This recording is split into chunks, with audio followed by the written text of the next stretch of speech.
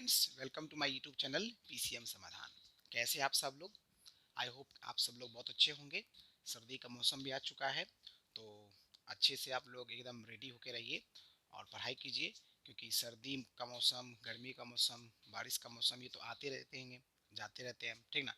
लेकिन हमें अपना पर्पस को पूरा करना है। तो अब हम लोग बात करते हैं कि अभी तक हम लोगों ने फिजिक्स में टोटल 4 चैप्टर्स कंप्लीट कर लिए हैं, चैप्टर 4, 5, 6 एंड चैप्टर नंबर 11। और केमिस्ट्री की बात करें तो केमिस्ट्री में हम लोगों ने chapter number I think 3, 4 and 5 इसको कंप्लीट कर लिया है, और साथ ही साथ मैंने ऑर्गेनिक केमिस्ट्री जो कि रिसेंटली ख़त्म किया है, ठीक है। उसके बाद मैथमेटिक्स की बात करते हैं तो मैंने आपको ऑलमोस्ट चैप्टर टोटल 12 चैप्टर मैंने आपको ख़त्म करवा दिया है, जिसमें आपका जो कमर्शियल एप्लीकेशंस वाला चैप्टर था, जिसमें जीएसटी था, बैंकिंग था, शेयर्स एंड डिविडेंड्स, वो खत्म हो गया है। अलजेब्रा में आपका linear in equation, quadratic equation, problems based on quadratic equation ये खत्म हो चुका है, और एक आपका मैंने रिमाइंडर फैक्टर थ्योरम अलजेब्रा में खत्म करवा दिया है। उसके बाद हम बात करें तो आपके लास्ट के 5 चैप्टर्स, जिसमें आपका स्टैटिस्टिक्स के 3 चैप्टर्स थे, जिसमें प्रोबेबिलिटी था, आपके ग्राफिकल रिप्रेजेंटेशन था, और मेजर्स ऑफ सेंट्रल टेंडेंसी ये भी आपका खत्म हो चुका है। और नेक्स्ट हम बात करते हैं ट्रिग्नोमेट्री की, तो उसमें 2 आपके जो यूनिट थे, 2 चैप्टर्स थे, वो भी मैंने आपको खत्म करवा दिया है, ठीक ना। तो आप लोग तैयारी अच्छे से कीजिए और कोशिश कीजिए कि नोट्स जरूर बनाइए, क्योंकि नोट्स ही आपको काम आने वाला है। अच्छा, एक चीज़ मैं आपको और बोलूँगा कि अगर आपको थोड़ा बहुत कहीं भी बैकग्राउंड म्यूजिक सुनाई दे रहा है तो उसको प्लीज़ इग्नोर कीजिए और पढ़ाई पर फोकस कीजिए, क्योंकि यहाँ पर आपको डिस्ट्रैक्शन थोड़ा बहुत मिल रहा है अगर इन केस, तो प्लीज़ उसको इग्नोर करके अपने पढ़ाई पे फोकस कीजिए, क्योंकि डिस्ट्रैक्शन तो लाइफ में हर तरह का आपको आने ही वाला है। सब आप पे डिपेंड करता है कि आप उसको कैसे इग्नोर करते हो, कैसे उसको हैंडल करते हो, और अपना काम पे फोकस कैसे करते हो। तो चलिए, बहुत बातचीत हम लोगों ने कर लिया, अब बिना टाइम वेस्ट के हम लोग शुरू करते इस चैप्टर को। देखिए, हम बात करें इस चैप्टर की, फिजिक्स चैप्टर नंबर 7 जो कि आपका साउंड है। मात्र एक ही यूनिट इसमें पढ़ना, एक ही चैप्टर आपको पढ़ना है साउंड यूनिट में। तो हम बात करें इस चैप्टर की, तो इसमें टोटल आपके 3 पार्ट्स हैं। फर्स्ट पार्ट में आपको बेसिक बातें बताया जाएगा साउंड के बारे में, जो भी इंफॉर्मेशन है, जैसे कि लॉन्गिट्यूडनल वेव हो गया, आपका ट्रांसवर्स वेव हो गया, साउंड कैसे प्रोड्यूस होता है, साउंड क्या होता है, Audible sound, inaudible sound, frequency, amplitude, wavelength, ठीक ना। उसके बाद हम लोग रिफ्लेक्शन ऑफ साउंड सीखेंगे। इको इंपॉर्टेंट है, इको के बारे में सीखना है। उसके बाद यूजेस ऑफ इको, जिसका मैग्नेटिक मतलब मेडिकल फील्ड में क्या यूजेस है, सोनार में, रडार में। और आपका जो है एक और इम्पॉर्टेंट पॉइंट मैं बता दूं, जैसे कि बैट्स जो हैं, डॉल्फिन्स है, फिशरमैन है, ये कैसे इको को यूज करते हैं। और फिर आपके इस पर बेस्ड न्यूमेरिकल्स भी इको पर बेस्ड आते एग्जाम में, ये आपके फर्स्ट पार्ट में है। सेकंड पार्ट की बात करें, जिसमें हम लोग डैम वाइब्रेशन, आपके नेचुरल वाइब्रेशन और आपके फोर्स्ड वाइब्रेशन की बात करेंगे। इसमें आपकी ग्राफ इंपॉर्टेंट होते हैं, इसमें एग्जांपल्स इंपॉर्टेंट होते हैं, और आपकी इसका डेफिनेशन इंपॉर्टेंट होता है। और इसमें एक इंपॉर्टेंट टॉपिक है जो आपको जरूर पढ़ना है, वो है आपका रेजोनेंस। तो रेजोनेंस की बात करें तो रेजोनेंस में आपका रेजोनेंस का क्या होता है, उसके कंडीशन क्या है ना। उस पर बेस्ड आपके 2 एक्सपेरिमेंट है, जो कि आपके पेंडुलम पर बेस्ड है, बहुत इंटरेस्टिंग है, ठीक ना। और भी आपके एक्सपेरिमेंट है, वो हम लोग देखेंगे, बहुत इंपॉर्टेंट एक्सपेरिमेंट है। और उसके बाद आपका रेजोनेंस के क्या एप्लीकेशंस है हमारे डेली लाइफ में, उस पर भी क्वेश्चन आपके एग्जाम में हर बार पूछे जाते हैं, ठीक ना। उसके बाद थर्ड पार्ट की बात करें, जिसमें हम लोग मेनली कैरेक्टरिस्टिक्स ऑफ साउंड की बात करेंगे, जिसमें आपका लाउडनेस के बारे में, पिच के बारे में, और आपका क्वालिटी के बारे में बात करेंगे। इसके अलावा नॉइज पोल्यूशन है, म्यूजिक है, और आपका नॉइज है, इन सब के बारे में भी हम लोग बातचीत करने वाले हैं। समझ में आ गए स्टूडेंट्स? तो चलिए हम लोग शुरू करते हैं। तो देखिए, एक एक पॉइंट को समझते जाइएगा, और आप देखिए तैयारी ऐसा कीजिए अभी से ही कि जैसे आप अभी जो भी पॉइंट पढ़ रहे हो आपके दिमाग में जाते जा रहा है, और आपका बोर्ड में अगर इस तरह का क्वेश्चन आ गया तो आप जरूर लिख के आइए। तो आपका ये नहीं होना चाहिए कि यहाँ पढ़ने के बाद हम स्पेशल तैयारी करेंगे। यहाँ पर अपने आप को पूरा 100% देना है। आप अपने कॉपी को में नोट्स भी लगे हाथ बनाते जाइए। जैसे मान लीजिए अगर ये 1 घंटे का लेक्चर है, तो इसको 1 घंटे को आप अच्छे से 2 घंटे पूरा टाइम लेकर के ढंग से पढ़ाई कीजिए, ताकि लगे हाथ नोट्स भी बनाइए, और जो है नोट्स बनाने के बाद जो है इसको अच्छे से पढ़िए। और देखिए, मैं एक चीज़ आपको बोलूँगा, आप इसका स्क्रीनशॉट मत लीजिए। स्क्रीनशॉट लेने से क्या होगा, आप ले लोगे, बाद में जो बाद में लिख लेंगे, वो आप में आलसपन लाएगा। आप क्या कीजिए, लगे हाथ लिखिए, क्योंकि आप जब जब लिखोगे तो आपके दिमाग में चीज़ें बैठते जाएगा, और आपको चीज़ें याद भी होती जाएंगी। तो आलस मत कीजिए, आलस करोगे तो बहुत ज़्यादा दिक्कत होने वाली है। तो चलिए हम लोग शुरू करते हैं। Sound is a form of energy which causes the sensation of hearing. सबसे पहले साउंड का मतलब क्या होता है? साउंड एनर्जी का एक फॉर्म होता है जिसकी वजह से सेंसेशन ऑफ हियरिंग, मतलब जिसकी वजह से हम सुन पाते हैं। समझ में आ गया? बहुत ही सिंपल सा पॉइंट है। Sound is produce when a body vibrates. Sound आपका कैसे प्रोड्यूस होता है? जब भी कोई बॉडी वाइब्रेट करता है, जैसे कि ट्यूनिंग फॉर्क हो गया, आपके म्यूजिकल इंस्ट्रूमेंट्स हो गए, जब भी ये आपका वाइब्रेट करेगा साउंड आपका प्रोड्यूस होगा। यहाँ तक कि हम लोग भी जब हम लोग बोलते हैं तो हमारे वोकल कॉर्ड वाइब्रेट करते हैं, जिसकी वजह से साउंड प्रोड्यूस होता है। Sound requires a medium for its propagation, यानी कि साउंड को ट्रेवल करने के लिए, प्रोपगेट करने के लिए मीडियम की रिक्वायरमेंट होती है। प्रोपगेट का मतलब होता है कि साउंड एक पॉइंट से दूसरे पॉइंट पे जब जाता है तो उसको किसी न किसी मीडियम की रिक्वायरमेंट होती है, जैसे कि सॉलिड का रिक्वायरमेंट होगा, या लिक्विड का होगा, या गैस का होगा। आपने पढ़ा है आपके सॉलिड से भी साउंड ट्रेवल करते हैं, लिक्विड से भी करते हैं और गैस से भी करते हैं। जैसे एयर से भी साउंड जाता है, आपके वाटर से भी जाता है, और आपकी आयरन सीड से भी जाते हैं। समझ में आ गया? तो साउंड को प्रोपगेट होने के लिए मीडियम की रिक्वायरमेंट होती है। नेक्स्ट पॉइंट है, a vibrating body causes vibrations in the particles of the surrounding medium which travel in the form of waves with a certain speed depending upon density and elasticity of the medium। अब देखिए इसमें क्या बोला, कोई भी vibrating body हो सकता है जो साउंड को प्रोड्यूस कर रहा है, तो वो वाइब्रेटिंग बॉडी क्या करता है, सराउंडिंग मीडियम के जो भी पार्टिकल्स हैं, है ना, उसमें वाइब्रेशन का कारण बनता है, ठीक ना, उसमें वाइब्रेशन लाता है। और ये जो आपके वाइब्रेशंस हैं पार्टिकल्स के, ये आपके वेव्स के फॉर्म में ट्रैवल करता है। किसके फॉर्म में ट्रैवल करता है? वेव्स के फॉर्म में। किस तरह के वेव्स? आपके दो तरह के वेव्स बनेंगे, लॉन्गिट्यूडिनल वेव्स और ट्रांसवर्स वेव्स के फॉर्म में ट्रैवल करता है। तो कुछ न कुछ स्पीड उसका होता है, उस पार्टिकल्स की वाइब्रेशन का कुछ न कुछ स्पीड होगा, और वो स्पीड डिपेंड करेगा आपका किसका? वो डिपेंड करेगा मीडियम का डेंसिटी क्या है, मीडियम का इलास्टिसिटी क्या है, ठीक ना। तभी आपका एक फॉर्मूला दिया हुआ है, v is equal to square root of E by D, जहां पर v क्या है? स्पीड है, ठीक ना, e क्या है? इलास्टिसिटी है, और d क्या है? आपका डेंसिटी है, ठीक ना। ओके, फिर से समझिए मैं क्या मैंने बताया। अ vibrating body causes vibrations in the particles of the surrounding medium which travel in the form of waves with a certain speed depending upon the density and elasticity of the medium। अब यहाँ पर देखिए बहुत सारे point हैं। इसमें ये बताया कि जो वाइब्रेटिंग बॉडी होता है वो क्या करता है, सराउंडिंग मीडियम में जो पार्टिकल्स है, उसके आसपास के जो मीडियम है, एयर वगैरह, उसके पार्टिकल्स में वाइब्रेशन प्रोड्यूस करवाता है, ठीक ना। और आप क्या देखोगे, फिर उसके बाद जब वाइब्रेशन प्रोड्यूस होता है तो वो आपका वेव्स के फॉर्म में ट्रेवल करता है कुछ न कुछ स्पीड के साथ, और वो स्पीड किस पे डिपेंड करता है? मीडियम के डेंसिटी पर, मीडियम के इलास्टिसिटी पर, ठीक है ना। समझ में आ गया? और ये फॉर्मूला आप याद रखिएगा। अगर आपसे एग्जाम में रिलेशनशिप लिखने के लिए आता है कि right relationship between speed, elasticity and density, तो आप लिखोगे v equal to square root of E by D, जहां पर e इलास्टिसिटी है, d आपका डेंसिटी है, और v आपका स्पीड है। किसका स्पीड है? आपके पार्टिकल्स का, ठीक है। उसके बाद हम बात करते हैं ऑडिबल साउंड और इनऑडिबल साउंड के बारे में, जो कि आप देखिए बहुत इंपॉर्टेंट पॉइंट है। ऑडिबल जिसको हम सुन सकते हैं, इनऑडिबल जो हम नहीं सुन सकते हैं, ठीक ना। ओके, तो देखिए ऑडिबल साउंड में जो फ्रीक्वेंसी रेंज होता है वो 20 हर्ज से लेकर के 20 किलो हर्ज, जिसको 20,000 हर्ज भी बोलते हैं, यहाँ पर के मतलब 1000 है, तो 20,000 हर्ज होता है, तो ऑडिबल साउंड हो गया। इनऑडिबल साउंड की बात करें, इसमें दो तरह का साउंड होगा आपका, एक है अल्ट्रासोनिक और एक आपका है इंफ्रासोनिक। अल्ट्रासोनिक में याद रखिएगा अबव 20 किलो हर्ज, और इंफ्रासोनिक में बिलो 20 हर्ज, 20 किलो हर्ज नहीं, 20 हर्ज।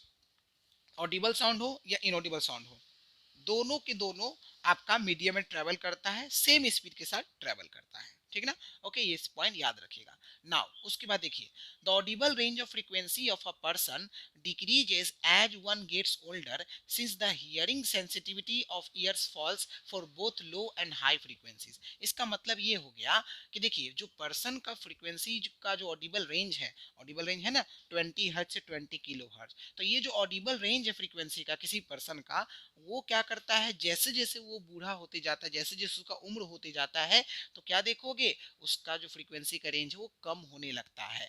क्यों? क्योंकि जो हमारे कान का जो हियरिंग सेंसिटिविटी वो धीरे धीरे फॉल करने लगता है। तभी आप सुनोगे कि लोग जब बूढ़े हो जाते हैं उसको सुनाई कम देता है, या बूढ़े लोग को तो छोड़िए, ऐसा नहीं, देखिए आपका 20 हर्ज से 20 किलो हर्ज जो दिया हुआ है, ये आपके हेल्दी पर्सन की बात हो रही है, ये एवरेज बताया गया है, ठीक है ना। और ये पर्सन टू पर्सन वेरी करेगा, सबका फिक्स नहीं है कि 20 हर्ज से 20 किलो हर्ज जो है एकदम उसको पूरा सुनाई देगा। तो वो पर्सन टू पर्सन वेरी करता है, समझ में आ रहा है ना। तो ये जो ऑडिबल रेंज है आपका डिक्रीज होता है जैसे जैसे वो उसका उम्र बढ़ता है, समझ में आ गया। इसको आप ध्यान रखिएगा कि ठीक है ना। जैसे आपने सुना होगा कि कुछ जो ऐसी डिजीजेज हैं जो कॉमन डिजीज जो हम लोग उम्र के साथ आपको आता है, जैसे कि आपकी आंखों की रोशनी कम होना, जॉइंट्स पेन होना, ठीक ना, बाल झड़ना, ठीक ना, सुनाई कम देना, ये सब कॉमन चीजें हैं जो उम्र के अनुसार धीरे धीरे आपका बढ़ते जाता है ना, ये सब चीजें आने लगती हैं, ठीक है ना। तो हम लोगों ने यहाँ तक जो भी बेसिक बातें था मैंने सब कुछ बता दिया है। अब हम बात करते हैं यहाँ पर दो इंपॉर्टेंट टर्म है भी फिलहाल यहाँ पर, और भी आएंगे इंपॉर्टेंट टर्म्स। तो पहले हम बात करते हैं एम्पलीट्यूड की। तो जो एम्पलीट्यूड होता है उसको हम लोग ए से डिनोट करते हैं, कहीं कहीं कैपिटल ए भी दे देगा तो आप कंफ्यूज मत होइएगा, ठीक ना। तो इसमें आपका इसका डेफिनेशन पूछ सकता है और उसका यूनिट पूछ सकता है। तो देखिए, when a sound wave travels in a medium, the maximum displacement of the particle of the medium on either side of its mean position is called amplitude। इसका मतलब सिंपल सा है, जब भी आपका साउंड वेव किसी मीडियम में travel करता है तो उस मीडियम के पार्टिकल्स का जो मैक्सिमम डिस्प्लेसमेंट होता है आपके either side of mean position, मतलब हो गया या ऊपर और नीचे, मैं आपको डायग्रामेटिकली बताऊंगा, अभी फिलहाल डेफिनेशन याद कर लीजिए, ठीक ना। कि जब भी आपका साउंड वेव किसी मीडियम में ट्रेवल करेगा तो पार्टिकल का जो मैक्सिमम डिस्प्लेसमेंट होगा either side of the mean position, उसे क्या बोलेंगे, एम्पलीट्यूड बोलेंगे। और एम्पलीट्यूड जो है उसका ऐसा यूनिट क्या होता है, मीटर होता है। यहाँ पर एम जो है मीटर को रिप्रेजेंट कर रहा है। उसके बाद हम बात करते हैं नेक्स्ट हमारे टर्म की, जो कि आपका टाइम पीरियड है, जिसको कैपिटल टी से डिनोट करते हैं। इसका मतलब क्या है, the time taken by the particle of the medium to complete its one vibration is called time period, और इसका ऐसा यूनिट आपका सेकेंड ही होता है। तो देखिए, यानी कि सिंपल सा बोला कि आपका एक वाइब्रेशन को कंप्लीट होने में मीडियम का पार्टिकल जितना टाइम लेता है उसे बोलेंगे, उसको हम टाइम पीरियड बोलेंगे। एकदम सिंपल याद रखिएगा। इसमें देखिए चीजों को बताता हूँ फिर से, आपको मैंने डेफिनेशन आपको ये लिखना ही है, लेकिन आपको सिंपल याद कैसे रखना है कि आपके पार्टिकल की मैक्सिमम डिस्प्लेसमेंट को ही हम लोग क्या बोलते हैं, या वेव के मैक्सिमम डिस्प्लेसमेंट को हम लोग क्या बोलते हैं, एम्पलीट्यूड बोलते हैं, ठीक है ना। अच्छा, टाइम आपका एक वाइब्रेशन को कंप्लीट होने में जितना टाइम लगता है उसे हम लोग बोलते हैं टाइम पीरियड। टाइम पीरियड का ऐसा यूनिट पूछिए सेकंड होगा, टाइम का भी ऐसा यूनिट आपका सेकंड ही होता है। समझ में आ गया। तो यहाँ तक हमने जितनी भी बेसिक बातें था सारा कुछ मैंने आपको बता दिया है। चलिए इसको फटाफट आप नोट कर लीजिए। अब हम लोग आते हैं नेक्स्ट टर्म पर, जिसका नाम है फ्रीक्वेंसी। फ्रीक्वेंसी जिसको एफ से डिनोट करेंगे, कहीं कहीं आपको न्यू भी लिखा रहता है, न्यू आपको वी के जैसा दिखने लगता है, ठीक है ना, ओके, उससे भी हम लोग उसको डिनोट करते हैं। तो फ्रीक्वेंसी का मतलब क्या होता है, इसका ऐसा यूनिट क्या है, और कुछ इंपॉर्टेंट पॉइंट जो कि फ्रीक्वेंसी से रिलेटेड उसको भी हम लोग समझ लेते हैं। देखिए, the number of vibrations made by the particle of the medium in 1 second is called frequency. एकदम सिंपल मैं समझाता हूँ, एक सेकेंड में जितने नंबर ऑफ वाइब्रेशंस कंप्लीट होते हैं उसे बोलते हैं हम लोग फ्रीक्वेंसी, ठीक है। फ्रीक्वेंसी का ऐसा यूनिट हर्ज होता है, जो कि आपके साइंटिस्ट के नाम पे दिया हुआ है। ये हर्ज का सिंबल है, जब इसका हम लोग यूनिट वर्ड में लिखेंगे तो HERTZ होता है, या फिर पर सेकंड भी इसका यूनिट होता है, ठीक है। फ्रीक्वेंसी का रिलेशनशिप टाइम पीरियड के साथ क्या है, रेसिप्रोकल का। फ्रीक्वेंसी और टाइम पीरियड एक दूसरे का रेसिप्रोकल होता है, इसलिए F इक्वल टू 1/T लिखा हुआ है, जहां पे F है फ्रीक्वेंसी और T है आपका टाइम पीरियड, जो कि मैंने बहुत पहले बता दिया, ठीक है। एक इंपॉर्टेंट पॉइंट और देखिए, frequency of sound wave is equal to frequency of source producing sound. यानी कि साउंड वेव का फ्रीक्वेंसी वही होगा जो आपका सोर्स प्रोड्यूसिंग साउंड का है। समझ रहे हैं, फिर से समझिए, मैंने ये बोला सोर्स प्रोड्यूसिंग साउंड क्या, वह सोर्स जो साउंड को प्रोड्यूस कर रहा है, जैसे कि आपका लाउड स्पीकर हो गया, ह्यूमन बींग हो गया, ये सारे सोर्स ही तो हैं जो साउंड को प्रोड्यूस कर रहे हैं। तो उसका फ्रीक्वेंसी वही होगा जो साउंड वेव का फ्रीक्वेंसी होगा। यानी आपने आपकी मतलब आपका जो फ्रीक्वेंसी है ना, अगर आप अपने आप को कंसिडर करते हैं सोर्स प्रोड्यूसिंग साउंड, तो आपका जो फ्रीक्वेंसी है वही फ्रीक्वेंसी आपके साउंड का भी होगा। समझ रहे हैं ना, तो ये आपको पॉइंट याद रखना है। नेक्स्ट हम लोग टर्म पे आते हैं वेवलेंथ, जिसको लैम्डा से डिनोट करते हैं। ये आपके लिए कोई ऐसा चीज नहीं है कि पहली बार आप सुन रहे हैं वेवलेंथ के बारे में, तो वेवलेंथ को लैम्डा से डिनोट करते हैं। ये वेवलेंथ होता क्या है, देखिए, the distance travelled by a wave in one time period of vibration of the particle of the medium is called its wavelength। Simple सा एकदम बोला गया कि कोई वेव जो डिस्टेंस ट्रेवल करता है एक टाइम पीरियड में, यानी कि 1 सेकंड वगैरह में, वो डिपेंड करता है आपका कितना टाइम लग रहा है, तो हम यहाँ पर एक टाइम पीरियड बोलेंगे। तो एक टाइम पीरियड में या 1 सेकंड में जितना डिस्टेंस ट्रेवल्ड होता है ना, उसे बोलते हैं हम उस मीडियम के पार्टिकल का वेवलेंथ बोलते हैं। अभी हम लोग डायग्रामेटिकली भी देखने वाले हैं। हमने एम्पलीट्यूड का बात किया, फ्रीक्वेंसी का बात किया, टाइम पीरियड का बात किया, वेवलेंथ का बात किया, सबको डायग्रामेटिकली भी समझेंगे। उसके बाद देखिए, इसका भी ऐसा यूनिट वही होगा जो एम्पलीट्यूड का था। क्या था एम्पलीट्यूड का ऐसा यूनिट? मीटर। इसका भी मीटर होगा, ठीक है। वेव वेलोसिटी की बात करें, देखिए इसको कैपिटल वी से डिनोट किया गया है। यहाँ पर देखिए, the distance travelled by the wave in 1 second is called its wave velocity. यानी कि आपका वेव जो है डिस्टेंस ट्रेवल कर रहा है 1 सेकंड में, उसे बोलेंगे हम लोग वेव वेलोसिटी।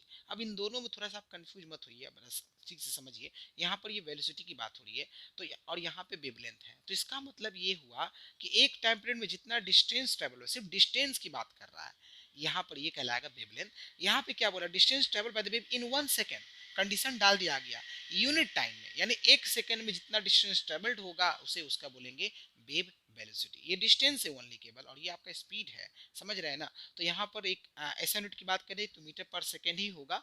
और रिलेशनशिप देखिए, फ्रीक्वेंसी का, वेलोसिटी का और वेवलेंथ का रिलेशनशिप क्या है? v equal to F into lambda. इस पर बेस्ड आपके न्यूमेरिकल्स भी आएंगे बनाने के लिए। तो v क्या है? आपका वेव वेलोसिटी है, एफ क्या है? फ्रीक्वेंसी है, और लैम्डा क्या है? वेवलेंथ है। आई होप इतना समझ में आ गया आपको अच्छे से, ठीक ना। अब हम बात करते हैं यहाँ पर, देखिए डायग्राम में देखिए, यहाँ पर मैंने डिस्प्लेसमेंट टाइम ग्राफ बनाया है। कभी कभार आपको डिस्प्लेसमेंट डिस्टेंस ग्राफ भी बनेगा। तो जब डिस्प्लेसमेंट टाइम ग्राफ होगा उसमें आपको यहाँ पर एम्पलीट्यूड दिया रहेगा और यहाँ पर आपको टाइम पीरियड दिया रहेगा, ठीक ना।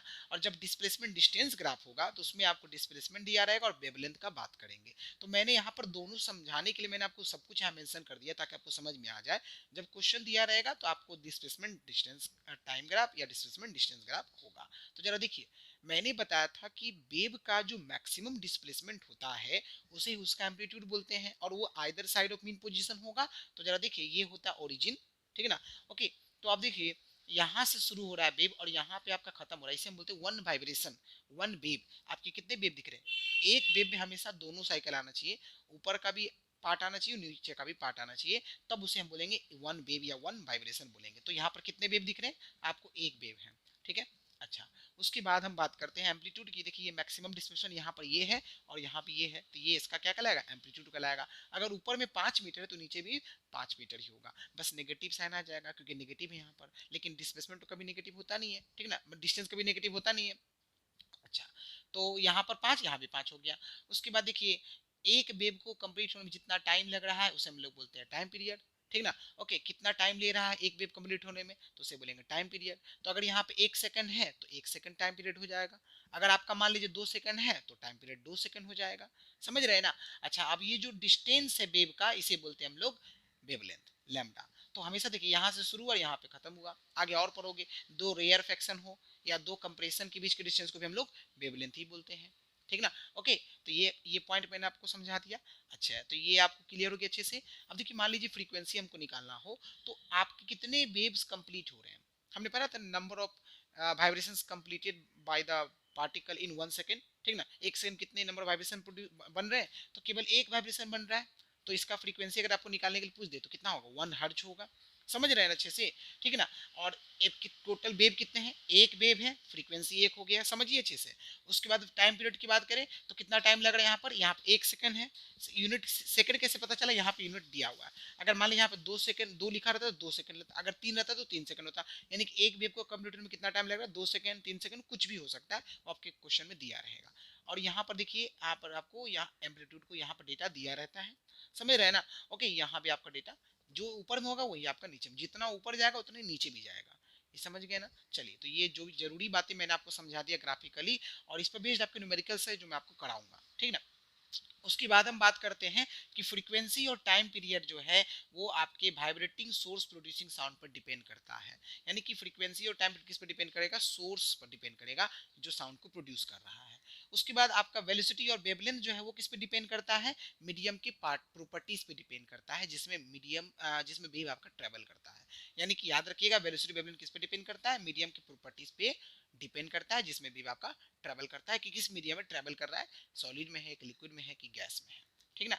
ओके, उसके बाद हम बात करें when the medium particles vibrate there is a change of kinetic energy into potential energy and vice versa, so sound waves are also called elastic or mechanical waves. Simple सा बोला कि जब मीडियम पार्टिकल्स वाइब्रेट करते हैं तो होता क्या है, आपका एनर्जी का एक्सचेंज होता है, काइनेटिक एनर्जी पोटेंशियल एनर्जी में चेंज होगा, पोटेंशियल एनर्जी काइनेटिक एनर्जी में चेंज होता है, ठीक ना। तो आपको क्या बोलोगे, वैसे साउंड वेव्स को हम लोग बोलते हैं इलास्टिक वेव्स और मैकेनिकल वेव्स, जिसमें मटेरियल मीडियम लग रहा है ना वो मैकेनिकल वेव्स में आ जाएगा। तो अब आप देखिए दो तरह के मैकेनिकल वेव्स होते हैं, एक होता है आपका लॉन्गिट्यूडनल वेव्स और एक होता है आपका ट्रांसवर्स वेव, ठीक है ना। तो यहाँ तक आप नोट कर लीजिए। अब हम लोग बात करेंगे ट्रांसवर्स वेव्स और लॉन्गिट्यूडनल वेव्स में क्या डिफरेंसेस हैं। ओके, तो चलिए अब हम लोग देखते हैं differences between longitudinal waves and transverse waves, ठीक ना। दो तरह के मैकेनिकल वेव्स होते हैं, लॉन्गिट्यूडनल वेव्स और ट्रांसवर्स वेव्स। तो दोनों में हम लोग डिफरेंसेस करके समझेंगे, इसको हम लोग कंपैरेटिव स्टडी भी बोलते हैं। चीजों को कंपेयर करके समझना बड़ा आसान होता है, तो चलिए समझिए, क्योंकि एक वाला जो है ना उसके अपोजिट दूसरा वाला होता है, ठीक ना। तो जरा देखिए, सबसे पहले डेफिनेशन की बात करेंगे। If the vibrations of the medium particles are along the direction of propagation of the wave, forming compressions and rarefactions in the medium, the wave is called longitudinal wave. इसका मतलब क्या है, इसका सिंपल सा मतलब है कि अगर मीडियम पार्टिकल्स का वाइब्रेशन किस डायरेक्शन में हो रहा है, जिस डायरेक्शन में आपका वेव प्रोपगेट कर रहा है, प्रोपगेट का मतलब हो गया कि जिस डायरेक्शन वेव आपका ट्रेवल कर रहा है उसी डायरेक्शन का लॉन्ग वाइब्रेशन भी हो रहा है आपका मीडियम पार्टिकल्स का, और जिसकी वजह से कंप्रेशंस और रेयर फ्रैक्शंस बनता है, वैसे वेव को बोलेंगे लॉन्गिट्यूडनल वेव। अब आपके मन में सबसे पहला क्वेश्चन आना चाहिए, ये कंप्रेशन और रेयर फ्रैक्शन होता क्या है। कंप्रेशंस यानी वह रीजन होता है जिसमें मीडियम पार्टिकल्स काफी क्लोजर होते हैं, और रेयर फ्रैक्शंस वह रीजन होता है जिसमें मीडियम पार्टिकल्स एक दूसरे से दूर दूर होते हैं, ठीक ना। तो यहाँ पर लॉन्गिट्यूडनल वेव्स में कंप्रेशंस और रेयर फ्रैक्शंस आपका बनता है, ठीक है। उसके बाद हम बात करते हैं ट्रांसवर्स वेव्स की। तो इसमें देखिए, if the vibrations of the medium particles are normal to the direction of propagation of the wave, forming crest and trough, the wave is called transverse waves. इसका सिंपल सा मतलब है कि अगर मीडियम पार्टिकल्स का वाइब्रेशन जो है जिस डायरेक्शन में वेव प्रोपगेट कर रहा है उसके नॉर्मली आपका जो है हो रहा है, ठीक ना, यानी कि मीडियम पार्टिकल्स का वाइब्रेशन नॉर्मली है, किसके नॉर्मली है, जिस डायरेक्शन वेव प्रोपगेट कर रहा है, ठीक ना। तो उस केस में आपका ट्रो और क्रेस्ट एंड ट्रो बनने वाला है, और वैसे वेव को बोलते हैं ट्रांसवर्स वेव्स। क्या बोलते हैं, ट्रांसवर्स वेव्स। तो ये ध्यान रखिएगा, इसमें मीडियम पार्टिकल्स का वाइब्रेशन जो है डायरेक्शन ऑफ प्रोपगेशन के अलोंग होता है, इसमें मीडियम पार्टिकल्स का वाइब्रेशन जो है वो डायरेक्शन प्रोपगेशन के नॉर्मली होता है। तो इसमें बनेगा कंप्रेशन और रेयरफैक्शंस, इसमें बनेगा क्रेस्ट एंड ट्रो, ठीक है ना। अब बात करते हैं इसके एग्जांपल्स की। लॉन्गिट्यूडनल वेव्स के example, sound waves in air, solid and inside a liquid. ये ध्यान रखिएगा, यानी कि एयर में जो साउंड वेव ट्रेवल करता है, सॉलिड में जो साउंड वेव ट्रेवल करता है, और लिक्विड के अंदर जो साउंड वेव ट्रेवल करता है, ये सारे लॉन्गिट्यूडनल वेव्स के एग्जांपल हैं। अगर हम ट्रांसवर्स वेव्स की बात करें, इसमें आपका देखिए मैंने लिखा है sound waves in solid, solid में होगा, गैस में नहीं होता है, यहाँ पर लिक्विड के सरफेस पर होता है। यहाँ पर ये जो पॉइंट लिखा हुआ इसको ठीक समझिएगा, लिक्विड के अंदर यानी पानी के अंदर जो साउंड वेव ट्रेवल होता है वो लॉन्गिट्यूडनल वेव्स के फॉर्म में ट्रेवल होता है, और लिक्विड के सरफेस के ऊपर जो आपका साउंड वेव ट्रेवल होता है वो आपका ट्रांसवर्स वेव के फॉर्म में ट्रेवल होता है। समझ रहे हैं, इसको थोड़ा ध्यान रखिएगा। लॉन्गिट्यूडनल वेव सॉलिड, लिक्विड और गैस सब में ट्रेवल करता है, जबकि जो ट्रांसवर्स वेव्स होता है ये केवल और केवल सॉलिड में ट्रेवल करता है और लिक्विड के सरफेस पे ट्रेवल करता है, लिक्विड के अंदर ट्रेवल नहीं करता है, ठीक है ना। अब हम लोग एक और इंपॉर्टेंट पॉइंट बात करेंगे जो कि आपके फॉर्मूला है। देखिए, v equal to gamma p by D. अब यहाँ पर ये v क्या है, ये स्पीड ऑफ लॉन्गिट्यूडनल वेव है, ये जो d है ये क्या, डेंसिटी ऑफ गैसियस मीडियम है, ठीक है, और ये p क्या है, ये प्रेशर है, और यहाँ पर ये जो गामा है ये क्या है, ये रेशियो है दो स्पेसिफिक हीट का, ठीक ना। जो कि एयर में स्पेसिफिक हीट याद रखिए, मतलब एयर में जो ये गामा का वैल्यू होता है वो 1.4 होता है, ये आपका ऑब्जेक्टिव क्वेश्चन पूछा जा सकता है। तो एयर में जो ये जो गामा का वैल्यू कितना होता है, तो याद रखिएगा 1.4 होता है। बहुत इन आपका ऐसा पॉइंट है जो एकदम छिपा हुआ है, वहां से मैंने निकाला है, तो यहाँ से क्वेश्चन पूछा जा सकता है कि एयर में गामा का वैल्यू कितना होता है, कौन से गामा, यानी ratio of two specific heat, है ना, ये कितना होता है 1.4 होता है, याद रखिएगा। उसके बाद हम बात करते हैं ट्रांसवर्स वेव की, बात कर लेते हैं पहले। तो देखिए ट्रांसवर्स वेव के लिए जो फॉर्मूला दिया हुआ है वो क्या, v equal to square root of T by M, जहाँ पे v क्या है, speed of transverse wave in stretched string. Stretched string का मतलब होता है कि जो स्ट्रिंग तना हुआ है, ठीक है। टी क्या है, टेंशन इन स्ट्रिंग है आपका, टेंशन इन स्ट्रिंग, यानी स्ट्रिंग में जो आपका फोर्स प्रोड्यूस हो रहा है, जो अपवर्ड एक्स हमेशा लगता है, वो आपका टेंशन है, ठीक है ना। और एम क्या, mass per unit length of the string, आपका mass per unit length of the string को हम लोग यहाँ पर एम से डिनोट करेंगे। उसके बाद आपको यहाँ पर मैं कुछ बातें और बता देता हूँ।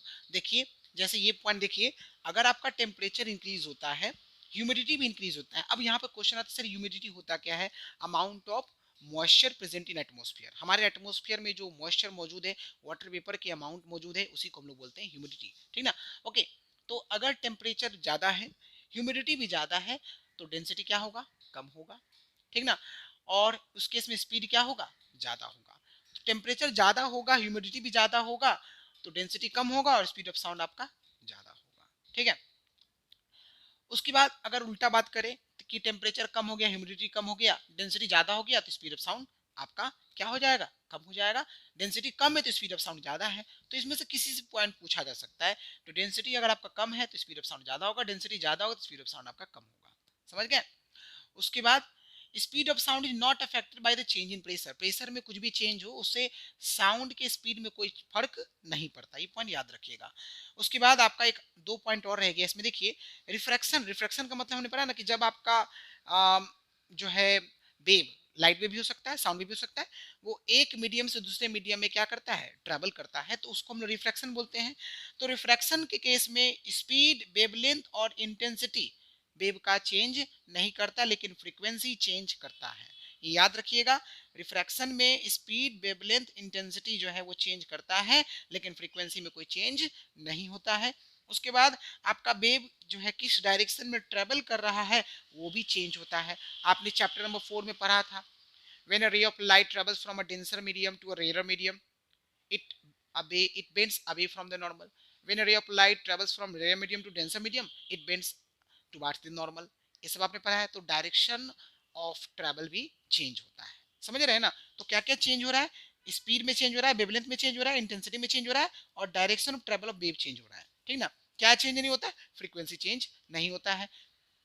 कौन सा इफेक्ट नहीं करता है, तो प्रेशर में चेंज होने से स्पीड ऑफ साउंड में कोई असर नहीं पड़ता, लेकिन डेंसिटी बढ़ेगा तो स्पीड आपका घटेगा, डेंसिटी घटेगा तो स्पीड आपका बढ़ेगा। ये कुछ कॉन्सेप्चुअल पॉइंट है जिससे क्वेश्चन पूछा जा सकता है। यहाँ पर देखिए मैंने यहाँ पर एंगल ऑफ इंसिडेंस 0 डिग्री लिखा है, इसको छोड़ करके, ठीक ना।